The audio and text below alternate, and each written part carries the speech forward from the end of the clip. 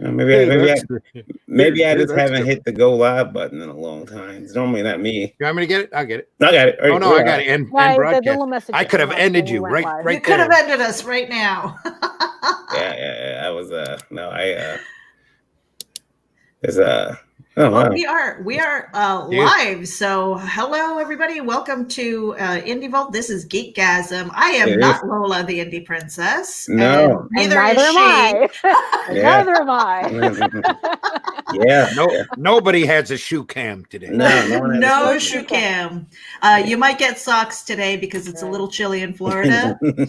But it's a chilly 70 degrees. I know. Chilly.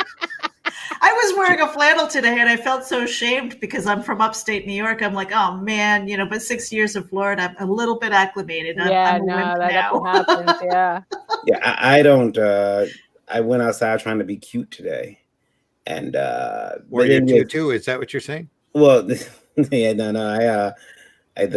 I went outside. I said, hey, I'm not gonna use my cane. I'm gonna walk today, and I'm gonna wear this little jacket I got on. And I walked across the street to my neighbor's house to take a package over to him, and came back like, I feel good. This is great. Sat down. It started kicking my ass about 30 minutes later, which tells me you're not used to it. Yeah. My arm is like, it's hurting now. Like it's achy. Same with my back, my lower legs. And I'm wondering, I'm like, I'm telling my mother about it. And I'm like, Mom, this is, why is this happening? That sounds a lot like arthritis. Like you go out in the cold, your temperature shifts, and all of a sudden you. So yeah, I'm like, okay, well, I guess I'm just getting old. I'll accept it. I'll just keep medicating. Hey, look, I threw my back out, and then my hips started hurting. So I had a rough week. That's I said that sounds like a good time when I was young. I blew my back out, my hips hurt, but now unfortunately, no, not at my age. Yeah. I'm waiting. We're not 20, honey. One of the shocking things I had no idea. I don't know what you're talking about. I had no idea that Daphne is a runner. Mm-hmm. That's that was like something new that I learned this past week. Runner, but I just started like this. They call it the slow jog, where you're not actually like bouncing or anything like that. It's kind of like a walk. Yeah, but you look like you're running. That's probably how I do it too. It's more like a plod. Yeah. So I've been doing that, and I gave myself a 30-day challenge to try and get back into the habit of exercising and eating better and all that stuff. And somebody's feedback. Yes, not me. Yeah, right. That was working. Not from here. But yeah, so I'm making sure. Well, I've been popping Advil like their Pez candy. So be careful with that. Well, it's Tylenol. You're not supposed to be doing that too. So. Yeah. So this is Advil. So popping that like candy, and I don't feel bad. So hopefully, I'm not hurting myself even more. Yeah. There was a case of a marathon runner who she was running her marathon, and she was popping a Tylenol like every 20 mintes. And at the end of the marathon, she had to be hospitalized with organ failure. Oh yeah. Yeah. I mean, it's like, and that's where I learned that Tylenol can do that. It's like, no, that's okay. There's a comic store near me, and the older guy runs it. Speaking of organ failure, and he really one of the nicest guys ever. It came out of construction about 25 years ago and opened a comic store, and he used to take pride in it. He didn't have a diamond bill. He never had a diamond bill. He paid everything with cash, right then and there. Credit, not a credit, but I wrote a check right then. They didn't have a bill, but I found out, like, sometimes I'll come in the store and Rich would be in the back of the store asleep, and I remember like just getting my books and going back there real quietly, like, Rich, because first of all, I don't want him to wake up and see a black man standing over him with, and I don't know what he's got back there. And two, I don't want to scare him to death. He wake up. So But what happened was, no one knew this because some days he would limp really badly, and he'd have his cane and take him like 30 minutes to get up front. But he was taking 8 to 9 Motrin 800s a day. Ooh. And just taking them, and he'd been doing that for 9.5 years in the store. Wow. Mm. And they thought he had a stroke, but it wasn't. It was the Motrin, and they said it actually simulated a stroke. Wow. And he struggled on for about 2 years. Tried to come back to the store. I went to see him. Just wasn't the same. And he recently passed. And it broke my heart too, because I'm like, he's such a cool guy, but like that made me think like maybe I take too much Motrin. Maybe I need to stop taking so many pills. I mean, people they think that just because something's over the counter, you can buy it at your local Walgreens or something, that it's safe. So you got to be careful with all that stuff. And he used to tell me as an artist, you got to get up, you got to move around, and you can't sit at that desk all day. Well, and, that's true too. And develop that artist hump. And I think we all. I mean, like I think everybody here does. Meredith, you're doing a lot of computer work. You're sitting down quite a bit. I just got a new chair. I don't know if you guys can tell. That's right. Fancy. It's custom. It was actually a Christmas gift, but the cool thing was that Lola had to go in for a surgery, so there's no way she could hide it when it came, and it says right on the box what it is. So she's like, no one's gonna wrap it for me. You can go ahead and have it. Very ruined Christmas. I did. I put this sucker together real quick. Christmas is 2 months now, so it's gonna, we have all the presents. we might even have a Christmas, so we don't know. But no, it's got a massage built into it. Oh, so wow! You guys hear really this weird, fancy. If you guys hear this weird sound, it's not me farting or anything. or something else going on. It's could be anything. It's a strange buzzing noise. It's not a flashlight. It's not a flashlight. Yeah. So I have a question for you guys, and this happened this week. Well, Brian, before you do that though, Brian Germain said he got hit by a car when he was 14. He had back pain on and off since. Now that he's older, it's more on than off. Oh yeah, I feel that. For sure. Yeah. Joe's in the house, and hey. Trico says I'm such a slow runner that it looks like I'm standing at a desk. LOL. I'm running backwards. Yeah. I was gonna say I go for walks, but I'm more of a lollygagger. So. It's in the end, it's the moving that's important. It's like when we sit way too long in front of our computers, in front of our drawing tables, and we end up all looking like this at the end of the day, and it's not healthy. Yeah, you really Joe says, "Hey, John." Hey. Like there's a John here. You know what? There might be a John. See who's in the chat. Let's see here. I don't see a John. Someone didn't make their thing public. Yeah, someone's if you're on Facebook and it's not public, then you might not see it yet. But you know what's funny? It's not funny. I shouldn't say funny. Not funny, haha. Yeah, not funny, haha. But I've noticed a disturbing trend, and it happened when a friend of mine got hit by a car. I've had 2 friends get hit by cars. Both of them lived, which I've asked them about the experience. But I started doing this investigation because I've seen it in the movie as well. People get hit by a car. I was always shocked because I would ask them. I started going around like asking these little weasel questions, like, "So when you got hit, did anything come off of you?" You ask me like, "What do you mean? Like, did I lose teeth? No. Like, did any article of clothing come off?" And they'd all like my shoe came off. Right. And I'm like, it's like a phenomenon. I don't understand why your shoes come off. I can't understand it. And since I've been like 12, I've been trying to wrap my brain around why that's the one article of clothing. Because there was a movie where a kid got hit by a car, and the director decided to show that they showed the car, they showed the kid's eyes get big, and then they showed a pair of shoes fly in the air. Oh, that was also a point in Stand By Me, the movie. where Yeah. like they comment about how the kid lost his shoes.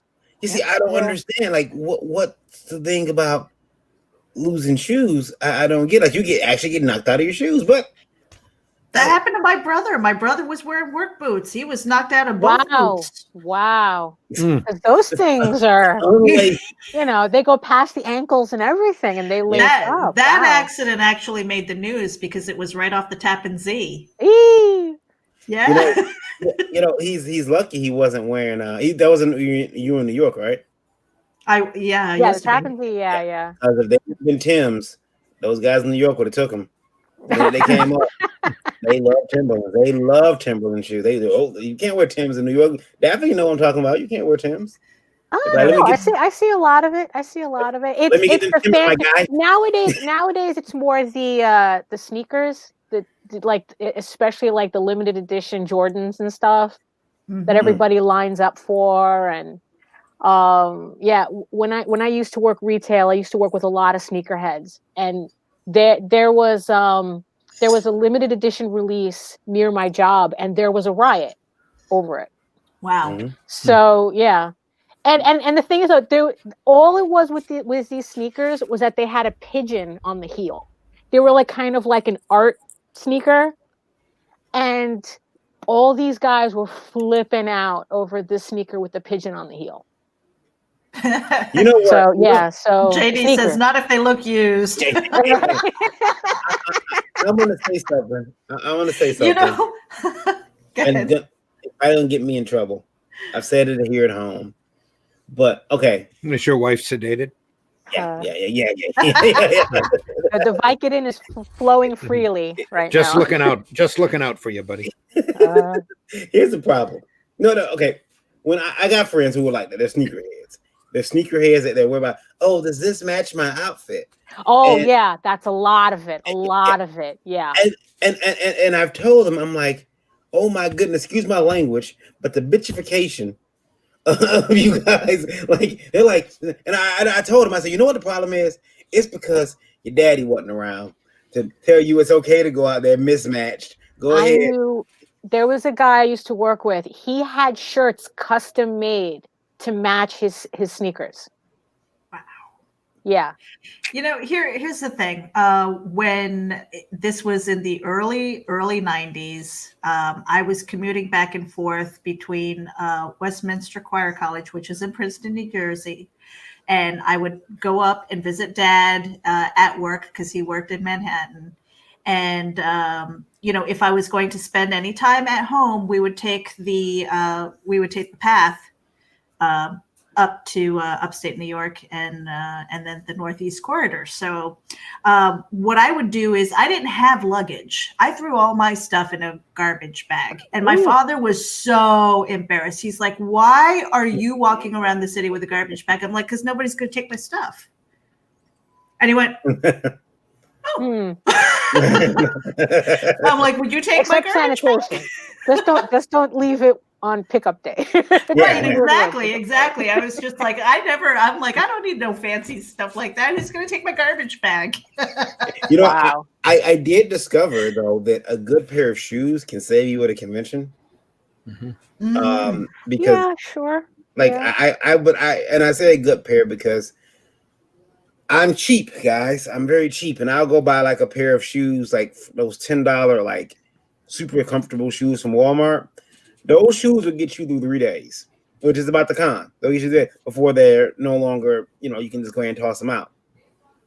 And yeah, I mean, I've done that. I've gotten, I've worn some comfortable, like, I think I got a pair here over here that need to be thrown away. Because let me see here. Can I reach them? I can. Like they're misshapen now. Look at them. I wore these suckers out. Look at them. The insides come. You're wearing them like sandals. Wow. Yeah. The insides come undone. This was like a month, guys. This wasn't a long time. But they had like the memory foam sole. But this is a convention shoe, and they need to go in the trash. As a matter of fact, that memory foam on your on the heels loses their mind pretty quick. Yeah. Okay. I don't understand what is happening. You know what we forgot to do? When they're opening? Yeah. Introduce ourselves. Yeah. Well, there's that too. We're just talking. Yeah. Don't forget about the super cool gold BK BK button. button. Oh, those British Knights, yeah, man. I had to have. I remember as a kid having British Knights and thinking that was super cool. My BKs. Haven't Glenn, worn Yeah. sneakers in 20 years. Glenn Ford. I do have a confession, guys. There was a point. Of course, those Crocs are probably starting to smell, Glenn. There was a point where I was a bit of a, I won't say a sneakerhead, but I was making some questionable choices with my money. Yeah, no. Me too. Keep in mind, I was working in General Motors, so I had disposable income. I didn't have to pay rent. I stayed at home, and you could afford the Jordans. Well, I wasn't buying. I was buying a shoe called Bathing Apes. Oh yes. Yeah. Yes. And I know that. they were. They came. I wouldn't have gotten them originally. They're a Japanese brand. If anybody is, they're a Japanese brand. They came out with some. They did a deal with Marvel, and the shoes came on blister packs, like action figures. And I was like, "Oh my god, I gotta have them!" Obviously, life-changing shoes, huh? Life-changing shoes. I bought them, and let me see if I can find them. I'll find at least one pair.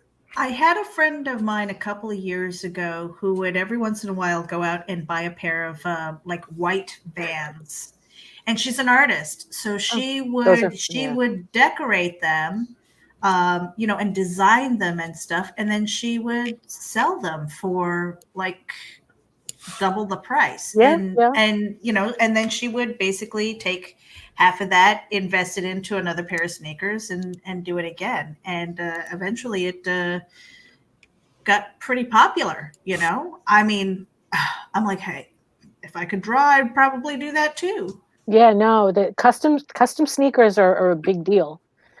Glenn Ford says he's been wearing boots for 20 years, no sneakers. I bet them boots are really well broken in, though. Yeah. I have a good pair of boots. One pair of sneakers that are starting to hurt my feet. So then they have to go. I'm looking at maybe buying another pair of sneakers, but not until there are holes in them and I have to rescue them with duct tape. JD Calderon says, "Who are you people?" We're sneaker people. We're sneaker people right now. Apparently, what are forget GeekGasm. What GeekGasm? What? Yeah, those are those little plastic slip-on slippers with the holes. That's what happens. We don't have a shoe cam, so we have to talk about shoes. Yeah, I guess that's true. Okay, who's volunteering? I think Randy. We want to see Randy's shoe cam. Right. You want to see my shoe cam? I could probably arrange it, but you'd have to get past the large artist hump first. I figure you're like a Birkenstock kind of guy. Oh, I'm Skechers all the way. Oh yeah. Yeah. And laceless at that. I would just wear slippers all day.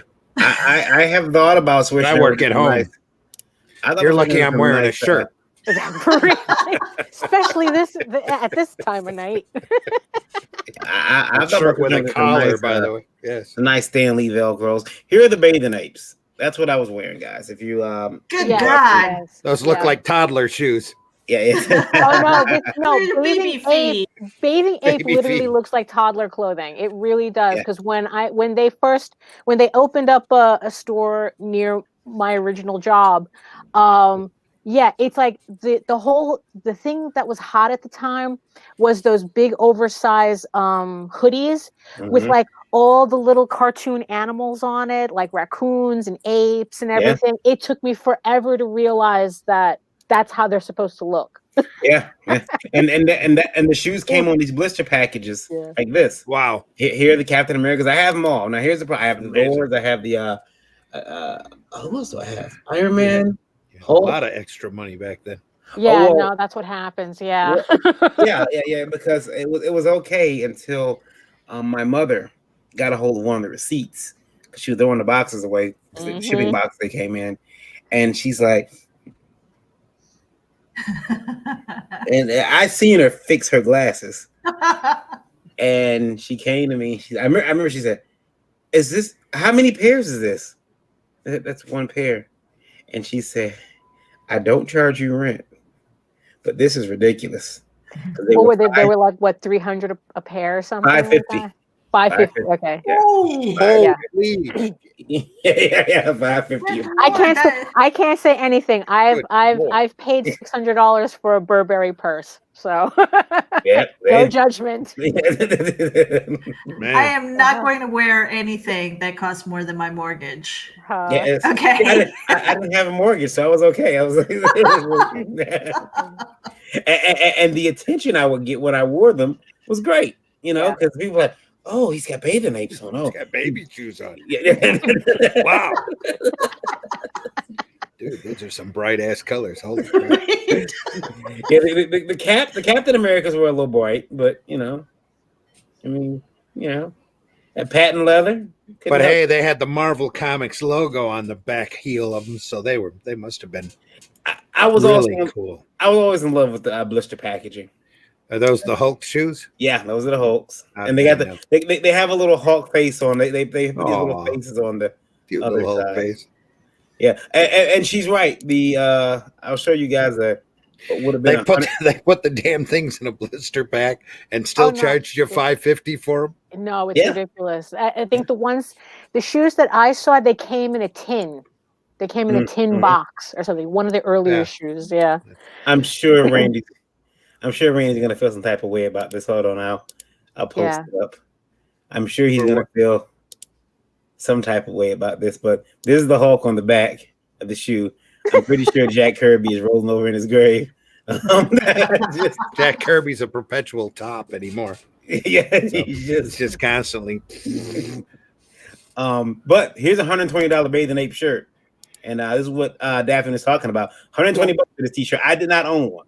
I did not own the shirt, but that's the art, and that's how it works. Seriously? Wow. Seriously. No, seriously. That's those shirts were like 100 and something. Yeah. I'm sure the hoodies were like another 300.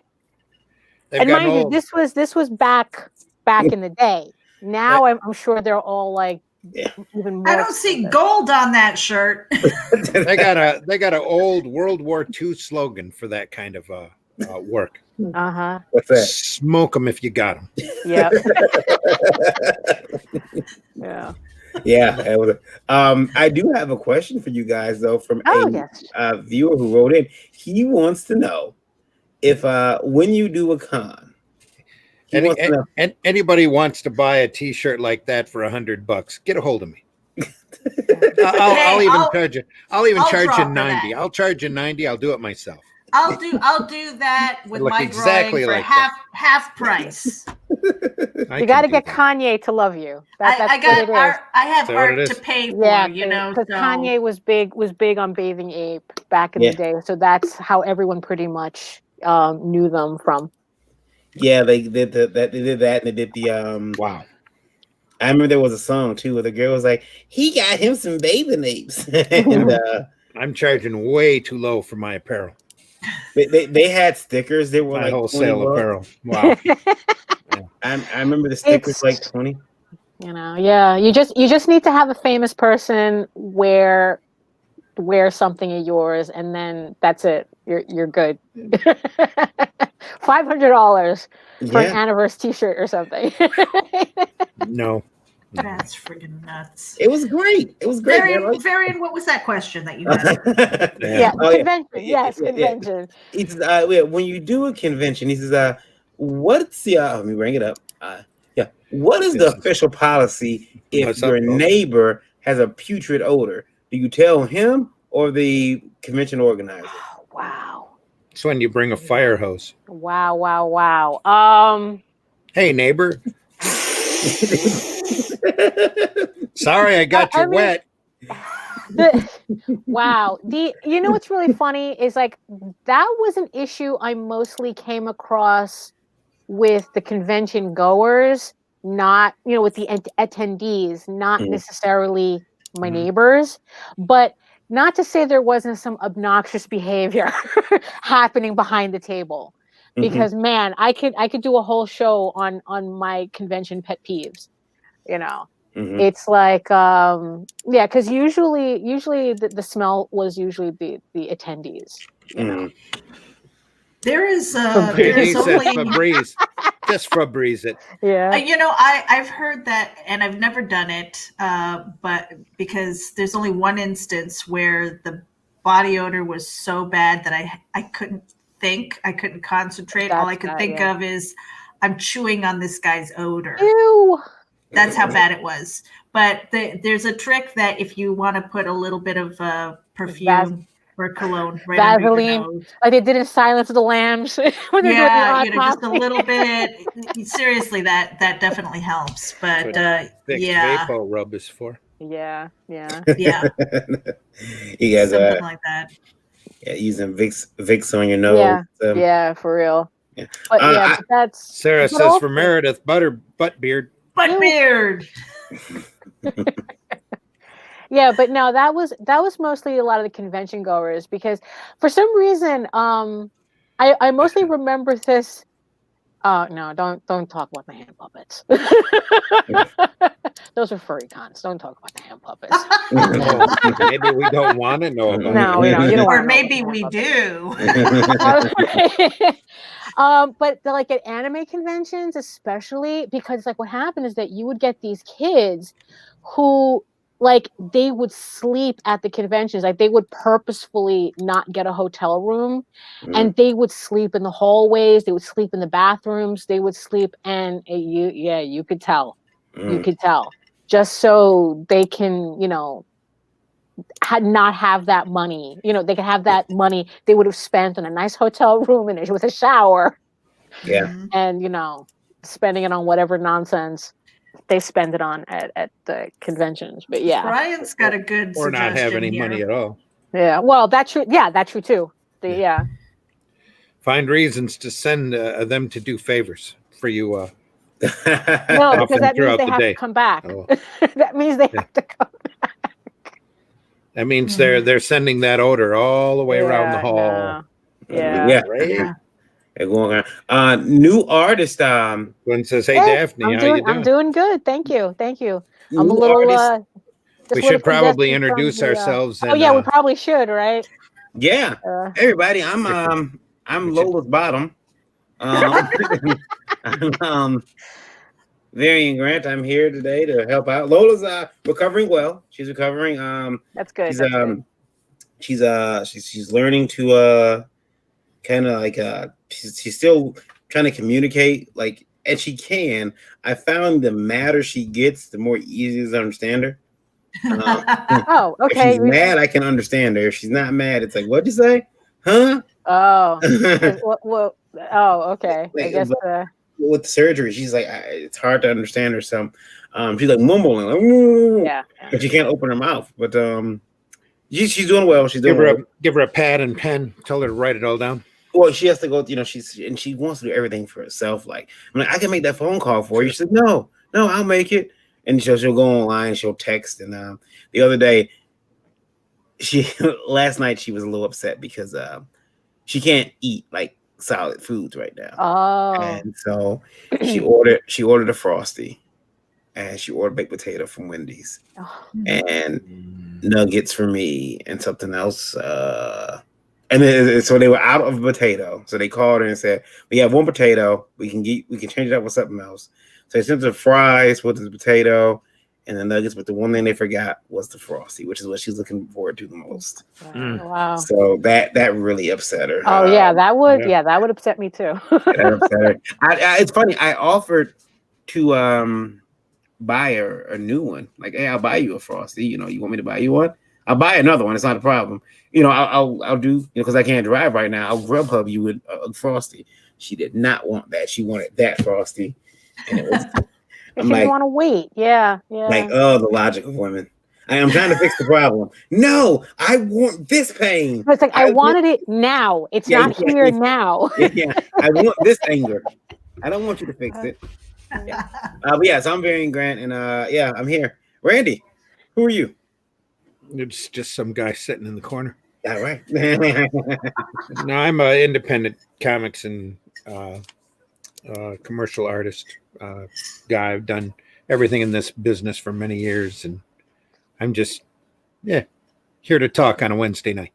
Oh no! So I also do the Zim Geek channel on YouTube. Like, subscribe, hit the bell for notifications. I've been doing a lot of commercial artwork today, so I'm a little run down. So okay. We don't want to see a sad Randy. Yeah. No, I'm not sad. I'm not sad at all. It's all good. Just tired. Just a long day, and now that I'm winding down because I'm talking to friends instead of working and running. Right. Well, yeah. All right, I'll jump in next. I'm Meredith Loughran. I am the associate editor at Geek Insider, as well as the executive producer of the Geek Insider podcast, and project coordinator of Indie Event. We just finished that up last week. It was a great event. I hope you guys tune in over at the Geek Insider YouTube channel. So make sure that you head over there. If you do a search on YouTube, it's Geek Insiders with an S. Otherwise, you're going to a Russian site. Don't do that. And last night I was able to participate in 101 Tales, which is happening tonight. So I wish you guys all the best of luck and have fun storytelling. Good people over there. Make sure that you check them out on the replay as well. And then, of course, I'm sitting in for Lola, the Indie Princess, until she gets back from her recovery. And make sure that you guys tip. Go to streamlabs.com/indievolt/tips. And the reason why you want to do that, even though she's not here, even though they don't have the shoe cam up, is because it helps offset the cost of the servers and maintaining the equipment and all that good stuff. So tip well, my friends. Tip well, tip often. Yeah. We will also be collecting marriage proposals and high fives for Lola. On her behalf. There is that. And then the mic to Daphne so she can introduce herself as well. And Brian is right. It is not to be confused with Geek Inside Her. Okay. Right, that might be a Pornhub account. Yeah, that opens up. That's also a Russian site. It's like, I was just helping Vladimir with his homework. Daphne, the mic is yours. Introduce yourself. Thank you. Hello, my name is Daphne Lage, and I am a cartoonist, illustrator, and comic book artist hailing out of New York. I am the artist of the funny animal fantasy comic Tall Tales and the upcoming Ego Raven Heir of the First Unicorn, premiering on Kickstarter January 4th, 2021. You can check out my work and sign up for updates at Talltales, TAILSonline.com, and my YouTube channel at Daphne Lage, LAGE Art. I have a question. That's going to get Daphne super tight. Oh, sure. Gonna get pissed. Before we go to that, though, I do want to introduce a new artist site coming just for artists to get your artwork out there. It's called Only Pain. Should be onlypain.com or .net. Yeah, get your artwork out there. Sell your artwork. They pay what they want. People pay what they want for your artwork. Onlypain.com. Check it out. Also, Randy, whose artwork is out on the back of that? I didn't recognize the artwork. But that's definitely Kirby. That's definitely a Kirby Thor. Mm-hmm. It could also be a Kirby Donald Blake there too. Only early, very early Kirby. Okay, I was wondering because I don't. They did do, and this will probably piss Randy off. They did do a DC version of the shoes, but I don't think they had the DC license because they were very careful about, like, they wouldn't say Superman, but those are the Supermans. But they would not say Superman on those shoes at all. They would not do it. That's not even Superman's color code. Yeah, they would not say Superman on those shoes. It was just DC based. But I think later they must have got the DC license, maybe, because later they started doing the T-shirts. Wow. And listen, we can hate on it. We can hate, but the sons of bitches got figures. So based on that, I like the slouch. I like the slouchy Wonder Woman. Yeah. She's coming.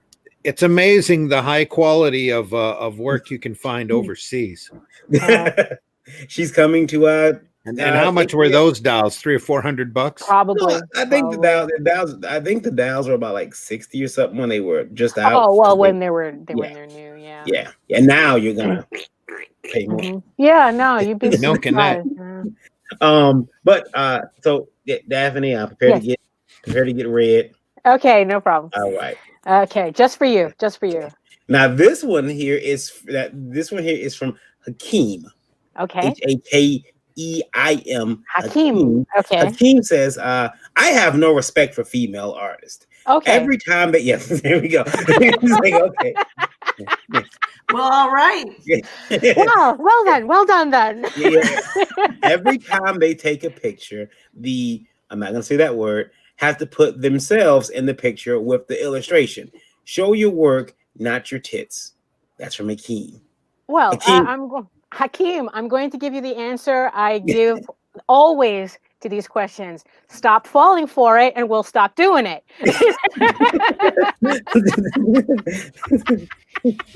I don't have the Griff King logo up in this one, but yeah. I it's like when those Instagram pics are bringing in thousands of likes, girls got to do what a girl's got to do. I know a female artist. She does paintings, and she makes sure at each painting she's like right there, and she's very pretty, and she's got herself. Right. She makes sure she's made up, and she's right next to the painting, and everyone's like, why are you always in the picture? And I'm like, no problem. I mean, first thing, look, I clicked on her. I didn't click on the picture. The picture was there after. I was like, oh, she did a painting. How nice. No. What's funny is I remember reading. There was an article in Outside Magazine about how this is actually a problem in bass fishing. What? That there's like a whole contingent of female Instagram bass fisher women, and the funniest ones are the ones where it's like, if you have a guy, he has his fish and he holds the fish. Here's my fish, right? And then it's like you see the female Instagram bass fisher women, and it's like all you see is like her bent over off the side of the boat, her ass in the air, and you just see like the tiniest corner of the fish. And that's the Instagram photo. Oh, here's my fish. Yeah. Like, yeah, I bet. Yeah. They got the fish and there's a huge problem with that, because what happened is that the women who are serious about bass fishing, they're not the ones getting the sponsorships. It's the ones with their asses in the air that are getting all the sponsorships. Yeah. So it's a thing. It's a thing. But that's why it happens. I mean, you start seeing them. I can understand that. Yeah. I can definitely understand that. Now, that's in business and marketing. I mean, the TNA covers, they sell. Yeah. I mean, it's like one, just to clarify, not all female artists are doing this. And Hakeem knows that. Just the ones that he searches out. Right. There you go.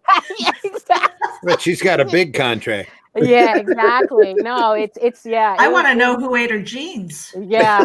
Fish. That's how she caught the fish.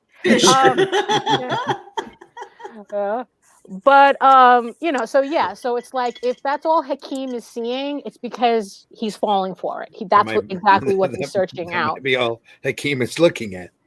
Right, exactly. I see boobs. Yeah, exactly. I see boobs. Yeah, I see more boobs. Yeah. I mean, that to me tells me he's only looking at the boobs. He really doesn't give a shit about the art. But at the same time, it's like, it's kind of like guys who go to strip clubs and they get mad at the strippers. Yeah. It's like, no, honey, you were there. You went there. They didn't invite you. You went there. So at least be honest about your intentions. Yeah. Yeah. I'm starting to wonder if now you got me looking at these bass girls. Oh, you see, there you go. Bass and we're opening up a whole new niche here, right here on GeekGasm. Yeah. Well, I'm wondering sometimes, sexy bass fishing. Yeah, it's like female bass fishermen are tight. Yeah. It's like bad. You can start a new site, badsass.com. Yeah. Bass ass. There's your next But site. I'm There you wondering go. if she's actually holding, or they have these fish been superimposed? Because I'm I like, wouldn't what say. is, Well, yeah, they do look photoshopped, don't they? They do. Yeah. like, is she actually holding those fish up, or? I don't know. Yeah, she might You not know be. what? The shadow on the one on her body looks kind of legit. Yeah, that Right. makes, So, Yeah. so if she's holding them up by the gills, then I can see that. yeah, That can one's still at be the right. photoshopped in, though. Yeah, that's true. But most people don't take the time to do a nice shadow on the Photoshop.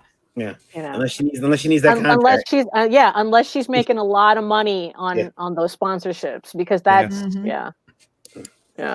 I don't know many women who will touch a live fish. And So. it looks like your Facebook face recognition software wanted you to identify one of the fish, too, by the way. Oh. Yeah, it was telling me it was probably one Do of you my know this ex-girlfriends. Yeah. It's like I bet you, it's funny, Daphne. Yeah. I bet you the closed caption is gonna go back and say, "Do you know this bitch?" That's what it's gonna say. Oh When no, go back to the closed probably. captioning. Yeah. What is it gonna say? Closed Our captioning is awful. closed captioning is the worst. It puts racist words in my mouth. It does. Brian Jermaine says fake. Probably, yeah. Cameron says that's Photoshop. Eric Hawkins says the fin shadow on her abs is to match the fin shape of either fish. Pull There we go. We're gonna sit there. Now we're just gonna Let's be see. looking at bass fish. Analyze The shadows and the pixels. It's we're like, analyzing fish. yeah. Back into the left. Back into the left. She's Yeah. you know what? Never mind. I won't make that comment. We're on GeekGasm. You can feel free to make that. I was gonna make a comment about It's the night show. by It's the the way, morning everybody, show is we're- where it gets iffy. We're TVMADLSV anyway. Just in case you didn't realize that. So some of these girls, you got to be careful because you go on the boat with them and you're like, you don't know, you're like, nothing. I'm not gonna say it. I'm just not gonna say it. You were asking you thought you were asking a provocative question. Now I got you all flustered about that. Suddenly we swung it right over to bass fishing. There you go. I will say this, Hakeem, I think, and Hakeem is not from the U.S., so I think a little bit of Hakeem's prejudice. Hakeem, what did you say about Hakeem? He's not from the U.S. He's not from the U.S. No, some of his views on women might be skewed slightly because of that. But Hakeem, I would say that again, like Daphne said, stop buying it. Stop buying it. Stop falling for it. You don't have to be mean to the girl who's doing it either. Just don't visit her page. Yeah, exactly. Or better still, respect her for her talent more than her assets. Yeah. More than her bass. Stop being distracted. Here in the States, Hakeem, times are really changing. You're seeing a lot less of the boob or the cleavage babe at shows, and more of the talented females coming out and displaying their actual work and their skill as opposed to their assets. You're seeing it less and less at shows. Most of those turn out as cosplayers. Right. Yeah. Those are. Yeah. That's now a cosplay thing now. And shout out to Glenn Ford for tuning in. I know you have to get back to Glenn. work, so thank you for tuning in. Thanks, Glenn. Ooh, the fine stench of sweaty packed fans, farting and burping, plus their low hygiene standards, creating the perfect concoction of unexplainable odor. Yeah. We all miss conventions, don't we? Yeah, we do actually. Yes, it's like, you know what? I would give what I Take care. It's like I would like to be at a hot mess of a show right now. Is that the birth of con crud? Then this con crud that I hear, Yeah, pretty much. Yeah, pretty much. See, there we go. And artistic. Yeah, artistic. Yeah, there's a nice picture behind her. I understand that body painting on Instagram was quite the thing there for a while. It was. But at least you're actually looking at or at least you're looking at bodies. Our next question is from Kyle House. I got confused. Got that confused with Dick and Geek inside her. Yeah. By the way, I don't click that. I have no idea where it might go. Don't do it. Don't do it. High fives? What? High fives. Yeah. We're collecting high fives and marriage proposals for Lola. Kyle House says, he says, I've spent years of my life learning how to do CGI animation, sculpting of characters, using Poser, Render, all those other programs. I feel that I don't get enough respect like illustrators of comics do. People don't want to pay me for my work. People always ask me to do stuff for free. How do I get around that? I'm getting a little bit jealous. I mean, we don't get paid either, Kyle. No, it sounds like we're getting treated exactly the way we do. Yeah. You know? Yeah. I brought up a piece of artwork. Brian said he thought that we were bass fishing without the bee there for a while. Well, yes, exactly. I brought a piece of artwork. This isn't Kyle's. I'm gonna get mad trippers when my wife finds glitter on my neck. Yeah. When she's fine, no, she gets really mad if she finds glitter behind the refrigerator. Then it's like that's way too much glitter. Here's a tip: remember that transparency is the key to any successful relationship, and you should be able to convince your wife that you actually go to strip clubs in order to study anatomy because you're an artist. Absolutely, yes. So you get a sketch pad. This is believe me, this is a tried and true system. I can promise you that this works once you've convinced her that you're actually going there to study female anatomy. Eventually, she will tell you when she's tired of looking at you some evening and she's had a long day at work to go out and do research. Or take that's her when you know with you have it. Yeah. Or take her with you, yes. Right. Or just admit that that's what you're doing. It's like I'm going to the club. It's like, okay. Yeah. I've taken my wife with me. She enjoys it. She said before on the show, it was her first job. When she was 18. She was like, hey, I'm gonna try this. But it's gotta do what you gotta do. It's not it's weird though, because I take her and the girls will come over to the table and I'm like trying to flag them down, like, come here, I want to talk to you. And they're like, no, you come here. And only the bravest come over there. And then they come over and they flirt with her. And I'm like, what the heck? I was gonna say, then Lola gets all the action. Yeah, exactly. CG art. What do you guys think? That looks pretty good. Yeah, I guess, sure. Is that a sculpt or that's actually CG? CG. Well, that almost does look like a sculpt, though, doesn't it? Yeah, it does. I mean, I've seen a lot of incredible stuff done with ZBrush and all that, so I can't tell anymore when they do like action figure prototypes. But those are some lovely abs, I must say. You know. And Lola is actually chiming in. She says, "Strippers love me." Yeah. Yeah, I have to say, you know, the times that I've been in a strip club, they love me too, and I don't know why. You know, just like I guess because less threatening, maybe. You know, I don't know. It's just kind of weird. Less weirdly predatory. Well, lions if you get gazelles or something. If you decide to get handsy, it's just more enjoyable for them. Well, yeah. Instead of some guy that they have to slap their wrist. True. Yeah. I've been to a strip club with women before. They just end up watching you instead of the strippers. Yeah. Oh, well. Hello, Grant. I never met a Grant I didn't like. Well, actually, I met a couple of Grants in my family I don't like. But it's going. But no, actually, I never met a Grant I don't like. Actually, I've always wanted a couple of Grants to help me with my work. Did I ever tell you guys about the time I applied for the Varian grant? And as well, you should. Yeah. There's a company called Varian, and they have a grant. And I was out of high school and said, I'm applying for this.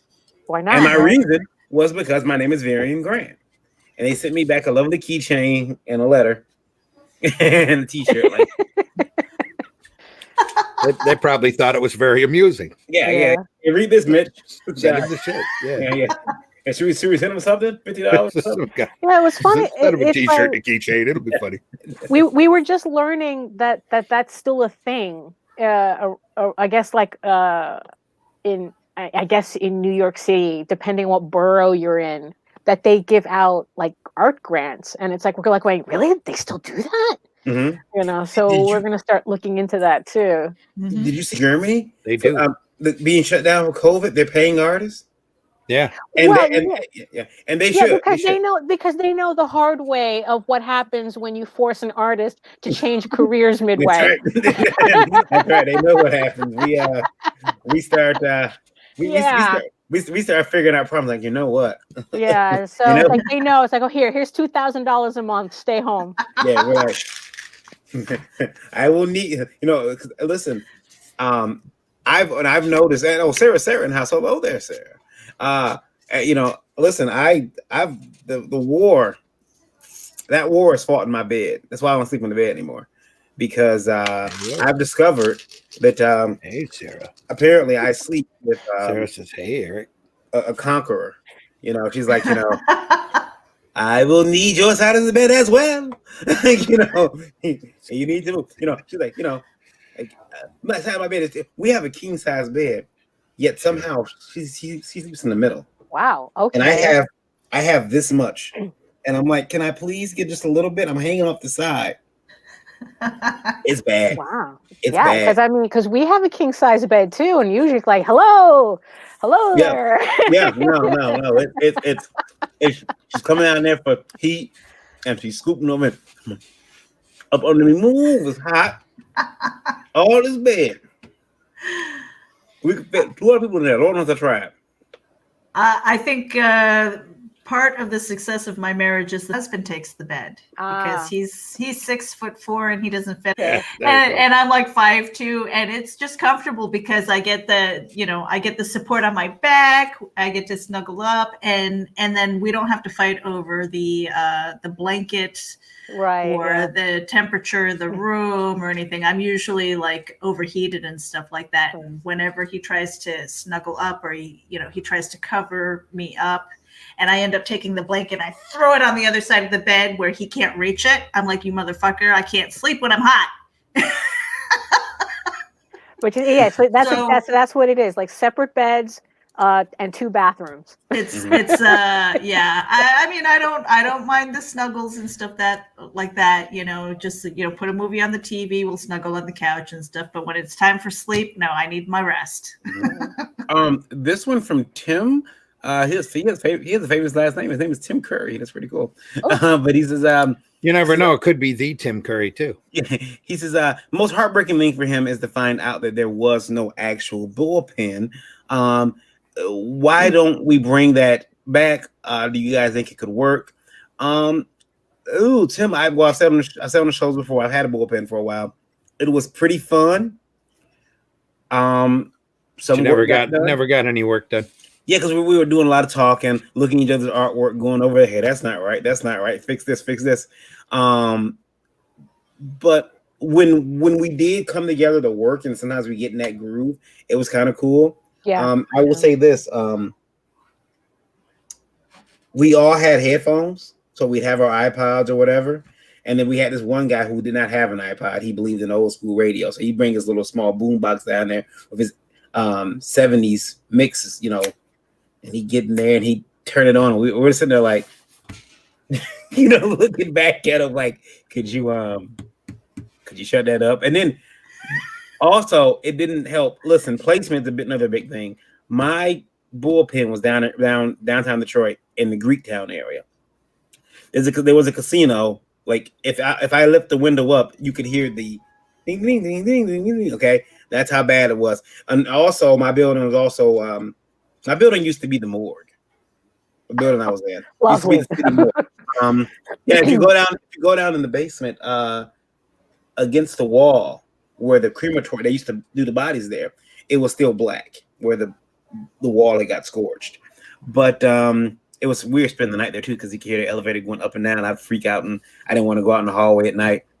But Also, we attached to a strip club called Bazooki's. We're in the Globe building. Oh my goodness, you had you're all the building vices. everything. Yes, all the vices. Nikki's was a nightclub. There was Bazooki's, and then the strip, and then the casino was kitty corner from that. Never got any work done. So it's like you had the casino noise on one end, you had White Snake coming out of the walls from the other.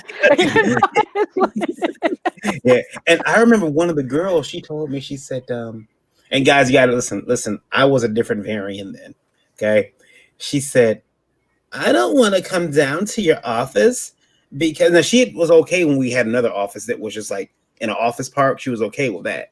She didn't want to come out to this office, and she said, because there's a strip club down there, and I found a discarded thigh-high stocking out in the parking lot. Oh, and just that. And I looked at her and said, ain't nobody gonna kidnap you. Might want you. And that wasn't really a thigh-high stocking anyway. And I said it, and that was not the answer she was looking for. Yeah, she quit after that. She quit. She called me an asshole. I didn't mean it like that, but they ain't gonna kidnap you. You know, you got strippers going over there. They might want you. Oh, anyway. Lola said she needs her space. By the time you told me that, thank you. And I like to cuddle. Me, if it's too hot, I can't sleep. Yeah. Various bullpen used to be a morgue. That's why artists were dying to work for him. Thank you. I'm here all night. Yeah. It was a morgue. No, did you ever see ghosts or anything like that? Do you believe in ghosts? I will say there were some things that happened in that office that were not like cool. For instance, again, we had an elevator. We're at the other side of the building, and it was a nice building, but the top of the building was glass. It was I'll tell this quick story. There was you could hear the elevator moving throughout the night, and it would go from floor to floor, and it was also, because it started off as a tobacco building, and then at one point it was the morgue, but it was I think the only thing that freaky that happened to me was someone knocked on my door at 3 a.m, a clear knock. And I went outside to see who it was. And I could not, there was no one there. There was like no one. Like, you have to have a key card to get in the building. And I went upstairs. I went downstairs. I got awfully white because this is not something that a black man normally does. I'm not gonna go investigate it, but I went down the basement investigating, and I'll show you guys the lobby. Somebody has a picture of the lobby here. Here's a very beautiful lobby area. Oh wow! That was the lobby. Always reminded me of a boat. Like that was one. Yeah, it does. Boat? It does. Yeah. Reminds me of a boat. Nice steam liner. Yeah. Here's if you were on the top floor looking down. And you could see down to the lobby. That was but it was all, like wood and glass. Very nice building, but that's because it had been had been okay. Now here's the magic question: how much were you paying a month for that space? Okay, so here's what happened, right? It was $850 a month, $850 a month, and we were doing really good at first. And I had so when you walk into my office, it was lobby, a closet, and then off to the left was my private office, and then to the right, straight ahead of you would have been, straight ahead of you to the left would have been the access to the bullpen, which is a larger room where I had all these desks and a little kitchenette. And then the insurance company next door closed down. And I was like, we're doing good, man. We need more space. I don't know why I'm thinking we need more space, but I had an artist that was coming down there. He was kind of like, he was always there. So I'm like, and he did a lot of cool stuff for like the website and everything. Yeah, Karen says $850 a month's not bad. Well, yeah, if you're not in, if that's how you're not in New York. Yeah. I'm in the shadow of the Renaissance Center. I could walk to the Ren Center as well. But the funny thing was, so I'm like, I asked the landlord, I said, hey, how much for the office next door? And he told me, he said, well, I'll do a deal with you. I'll give you all that space. Give me $13.45 a month. Wow. And I'm like, okay, that's way more than I thought. But by this point, he's called my bluff. And I'm like, yeah, we're gonna do it. We're gonna do it. And Because saying no thanks was out of the question. No. I took over that space, and that's when things started getting really tight. And we had started trying to figure out what the hell to do, like, because the money just stopped coming in. It was like the money was there, and it just and we started thinking, like, could we teach kids how to draw, like, on the weekend? And then I started getting scared because I'm like, well, wait a minute. I don't know if I want kids in here on the weekend. What if one of them gets that's hurt? A liability. That's a kind of a liability thing. And we were taking on jobs from companies. We kept pushing ourselves out there. Like, I remember the decision I made was, hey, let's switch gears here. We're still a comic company, but let's become like a full service artist company. So if you need something designed, you need, and we were right by Renson. So I remember actually taking a meeting with some GM execs about designing vehicles, and I had worked with General Motors. So I'm like, hey, we can design some stuff for cars if you want. And they were like, comic book artists, look at them. So they weren't buying that at all. Fago did take my card and offered us some work from time to time for designing certain things like bottles and stuff, but little logos for bottles. They were going to do a whole like City of Detroit line that never popped off, but we were heavily involved in that. And my last ditch effort to try to save that particular company was to do a convention. And Randy will know this because I called Randy and said, Randy, would you come to my convention? Would you be? And he said, yeah, sure. And I was like, okay. And I just found a picture of Randy and just put it on there. I didn't give him a date or anything. So there's a flyer out there with Randy. There you go. Yeah. But the other thing was I didn't know Randy recently seen that flyer. Because I had 3 guests of honor. Randy, James Obar, and another gentleman who I won't name. And I'm lucky that the commission didn't go off without a hitch because I didn't know, but there would have been some fireworks. Oh. No. Just because he almost threw me out of comics. Yeah. Yes. This one person, the other person, Randy and him. Oh, I'm thinking someone brought literal fireworks. No. I was gonna have Randy right next to somebody who had almost threw him out of comics, and I was gonna have them like. I'm like, very, very early on, right? Like right out of high school, he went and he Neil Adams my art. Yeah.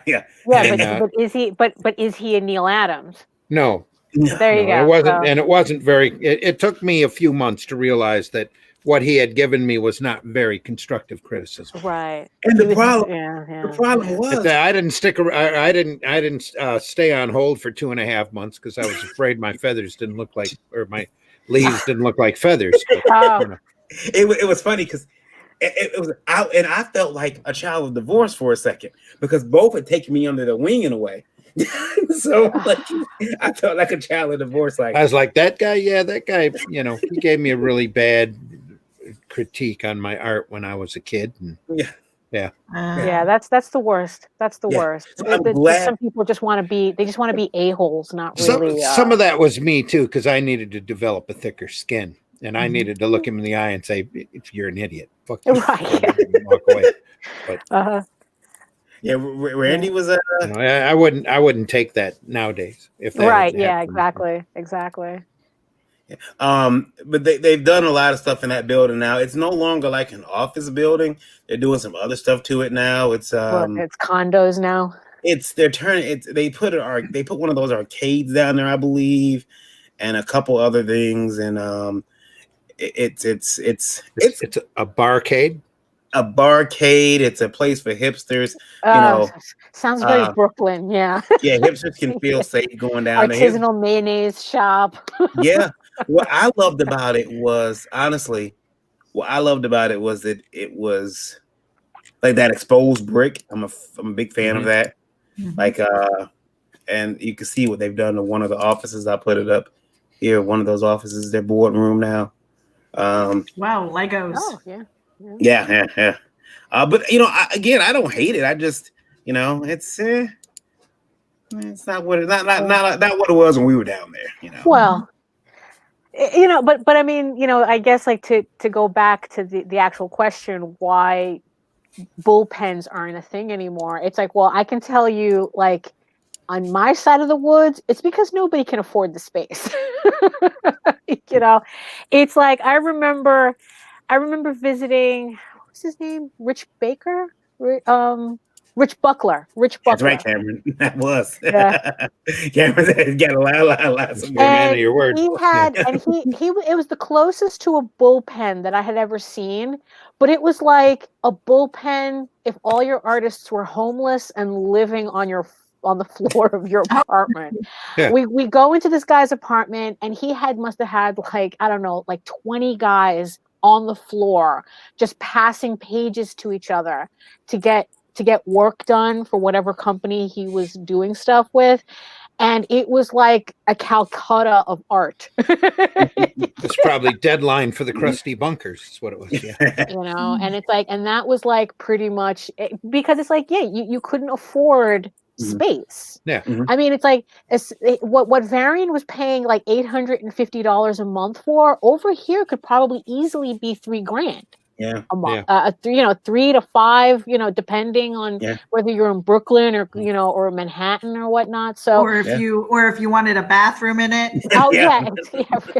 I mean, it's not really a thing unless you're a company, and even then, most companies now it's like they're realizing, oh, we could we can just why pay for the space when you guys work at home anyway. Mm-hmm. And I remember that was also a problem with theft because I went out to Blue Line Pro and bought all this paper. Oh, I can imagine. Yeah, the artists were coming in. I think I've heard you guys a story before about how this one guy came in. My secretary, she said, Varian, I forget the guy's name. He came in and he got like a bunch of paper for his comic. And she's like, I think he got like 200 sheets. He said he'll be back like next week. I'm like, 200 sheets? His book is like 30 pages. What did he get 200 sheets for? So I'd run to my office. I'd give him a call. Those pages were expensive too. Yeah. And what he was doing, it was his first comic. But what he was doing doing each panel on a board. So he thought that's the way it was done. And I'm like, no, you need to bring that board. Right. No, the only person who was able to get away with that is Bill Willingham. Mm-hmm. And that was it. Like he was doing Coventry, I think, where each panel was one sheet out of his sketchbook, like that. Mm-hmm. But yeah, he's the only one who could. He's the only one who get away with that. Yeah, I was irate. But the funny thing about that office is, there was another place we were going to move to afterwards. It's called the Russell Industrial Center, and the day that I went to look at the facility, they told me they were booked all out. I said, okay, fine, whatever. I'm not going to move there. Well, when I started Indie Vault and we needed office space, I walked in there. I went back and like, do you have office space? And I said, yeah, sure, come on. So we walk in and I'm looking and she shows me this space and it's got the big sliding door and it's the Russell is very it's a lot like that building, but it's not kept up as much. It'd be like a place like if they put a loft together again. Mm-hmm. If they so like you can get a space. I'll show you a typical space in the Russell. Here we go. And I know we're running a little over, but we're having good convo. So I'll put this. This is a space in the Russell, and this space would have been about 600, 650. This space here. Yeah. Oh okay. Wow. Yeah. And I'm like, okay, I'm thinking about this for Indie Vault when we film stuff, and I'm in the building, and they come in, they tell us, you guys got to get out. The feds are here. And the feds are here because people are, for one, they're running businesses that aren't legal in the Russell. Like they got a glass blower there, and he's fine because he was really bad. He's like, if I have to move, there's no place else I can move in the state. Wow. You know, there's no other place I Okay. can move. He says, all my stuff is here. I can't move. There's a couple other people who do music there, music production, but the thing was, they said people are living there, and it's not zoned for living. Yeah, that was a huge problem over here too. So they'll like at one point they shut the Russell down. The owner came out and said that it's a land grab, that the guy who owns Detroit who owns Little Caesars arena, he wants the space because it's valuable, so he's trying to shut them down. He feels it's an inside job, and they can't lease anything, and they haven't been able to lease anything for about 2 years now. And I would really like to move some of the Indie Vote stuff down there, but Illich, is that right? Well, it's not Illich this time, but it's the other guy. Yeah, but yeah, it's rough. It's one of those. I guess we don't have to worry about naming him. Just go ahead. You know, it's like, oh, you can't rent it, and then it's blighted, and now it's like, oh, well, the city has to come in, and it's a grimy thing. The city got mad at him. I mean, in the building, and I got a couple other pictures. The building looks like it does not look that well from the outside. No, I mean, I get it. You know, I get the idea that it looks kind of shady. I was just thinking, with them big windows, how are you going to heat that? Yeah, that's a factory about ready to be torn down. Yeah, I used to work in a place that looked exactly like that, and it's like, no, you don't heat it. You don't. It's freezing in the winter. It's sweltering in the summer. The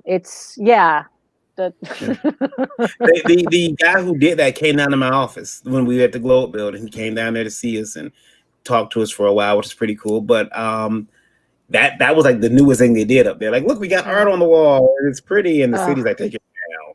Yeah. It's like, because it's like the artwork doesn't do anything if the rest of the block is like crap. Yeah. It's like they try to do this in Miami, where it's like they did an art district, and it's like, oh yeah, come look at the murals, but it's like there's garbage everywhere. There's homeless people living. Like they think that just by putting artwork on the wall and saying that it's a fashion district changes the other issue.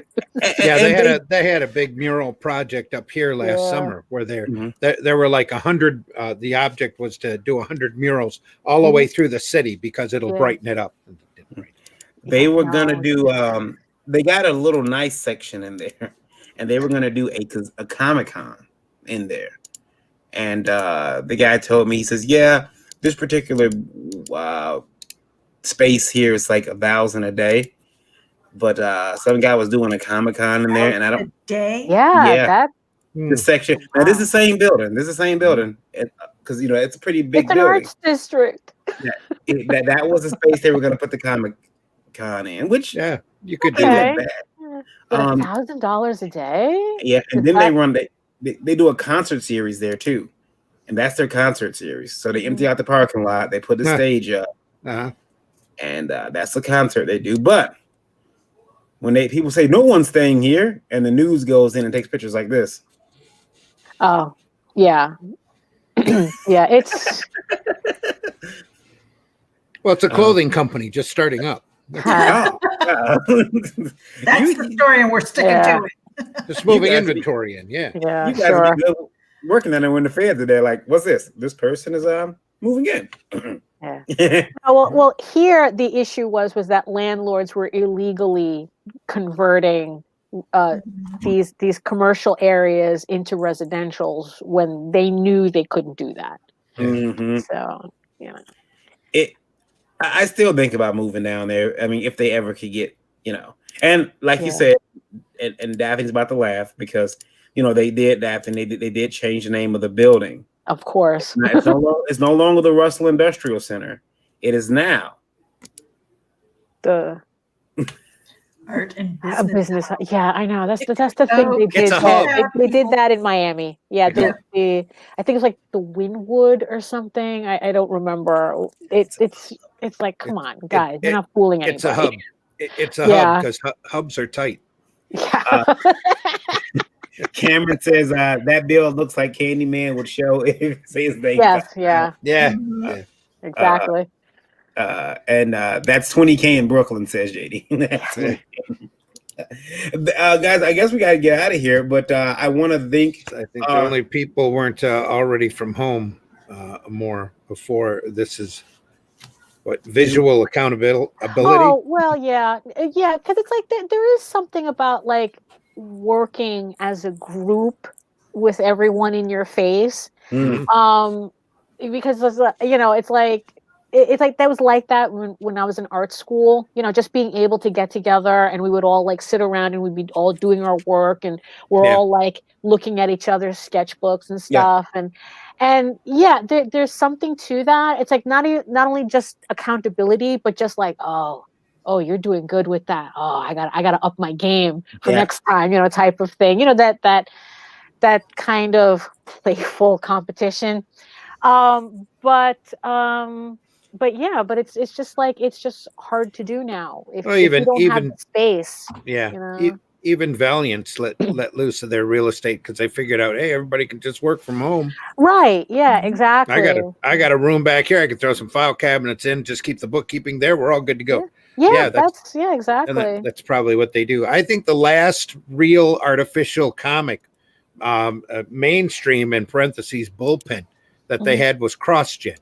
Yeah. Where they built the facility specifically to keep them there, and it was like a little it's almost Florida, like a little religious cult situation where you just moved in and then you never left. You just drew all day. Yeah. But I mean, but you had your own cell with your own corner with your own drawing board and your cot, and that's it. Yeah. But when your neighbors area. Yeah. When your neighbor's George Perez, is it really that bad of a thing? No, it's not bad. Also, guys, if you get an opportunity, go over to Indie Vote. We got our hands on Starbuster, the video game, which is kind of right about Daphne's alley. It's got an anamorphic lizard that shoots beams out of her hand. There you go. For it. It's an indie video game.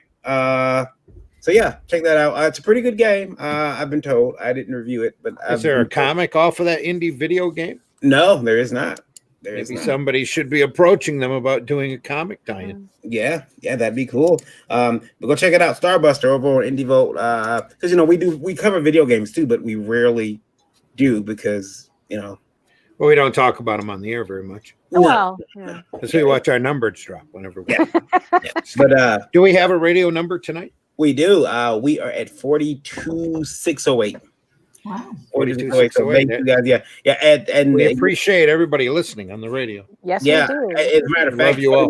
Funny thing about I'll tell you at the Red Radio War off the air. That's a little too inside baseball. Uh-oh. But any top nations? So right now, we are doing very good in Portugal. Is it Portugal? Oh, okay. Portugal, well in Ireland, Australia, and Latveria. No. Wakanda. We have a large audience there. Yeah, it looks like we're doing really good in the UK as well right now. So cool. We want to thank you guys for listening, hanging out with us. And Cameron says, thank you for having me. Yeah, guys, thanks for being here with us. We're getting ready to end, but we're gonna let everybody tell where they're from. You can find me online, KYD_the on Twitter, and Barry and Grant pretty much everywhere else. I'm pretty easy to find. Hard to get a hold of, easy to find. So lastcallcomics.com is my publishing company, indievote.com and ledg.us for distribution. Been talking to a lot of people lately. A lot of people are really excited and signing up for Liberty. It's getting to the point where I'm getting nervous. I'm gonna have to hire somebody to help out. I don't like that idea at all. But things are. I guess we could say that's like a good problem to have. Problems are always good problems. It's a good problem to have, but I just don't want to hire an employee like me. That's the problem. Like, oh no, he's just like me. He don't want to work. I see. Well. But yeah, it's been real fun, and also, guys, listen. I didn't get a chance to talk about this yesterday, but I'm gonna keep doing it for like the next few weeks. So I know a lot of people have been asking, because we did for a while have a really, really sloppy policy of how to get your book looked at from by IndieVote. So here's what you're going to do: you go to the IndieVote website. You're going to go over here to submission, up to more, depending on your advice. You'll see a couple different things down there: brand assets, which is if you need a logo and whatnot. It's there. Privacy policy, editorial policy, BuzzBox, but there's a submissions category now. So what you want to do is you want to click on submissions. When you click submissions, it should, if you have fast internet, take you to our submissions form. You put your name, your email, title of your comment, brief description of the title. You want to add your creative team and roles in there. You need to let us know if it's a physical, digital only, physical, digital only, or both print and digital. The URL where readers can purchase the title or read it, so if it's a webtoon. And also, and you can submit your title for review here. It's going to be a lot easier than trying to track us down on Facebook and asking us back and forth. A lot easier. Now, if you've done that already, you're fine. But starting from yesterday, this is the way you want to submit a title. If you want to send a physical book, because what I keep explaining to people is that we grade production, and that's how the book is printed. So, we're looking at things at that point, like the paper type, the color, quality, that type of stuff. If you send me a book that's digital version of a book that you're printing, we're not going to grade that. It's going to get an NA, which means you can't get that high voltage perfect score. And it doesn't lower your score at all, but you just don't get graded in a particular area.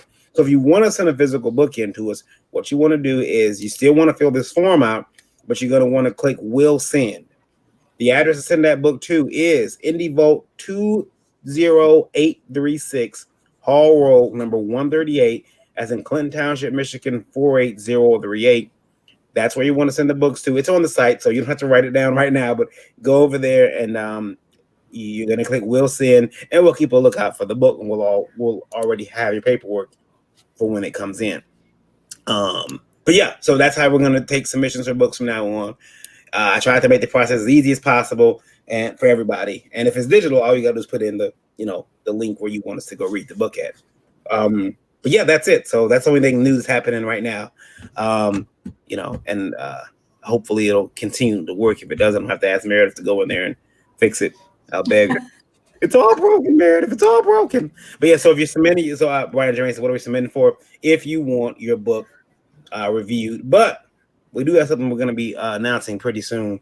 Once again, I can't talk about it right now. Oh no. But, I'll talk about it very soon. I promise. I'm going to talk about it, but I want to wait because other things are happening, and I'd hate announcing things right after other people. So yeah.